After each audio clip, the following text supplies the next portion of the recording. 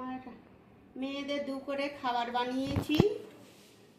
এটা ভাত আছে, তার সঙ্গে একটা কাঁচা লঙ্কা দিয়েছি, কাঁচা লঙ্কা একটু খেতেই পারে।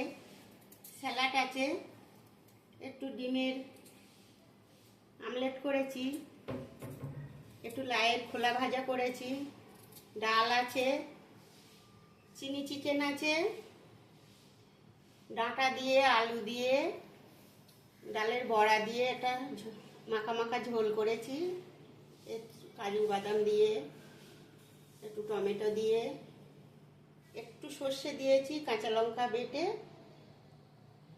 ওই সবজিটার মধ্যে দিয়ে রান্না করেছি। দেখুন বন্ধুরা কেমন লাগছে। থালা সাজিয়েছি।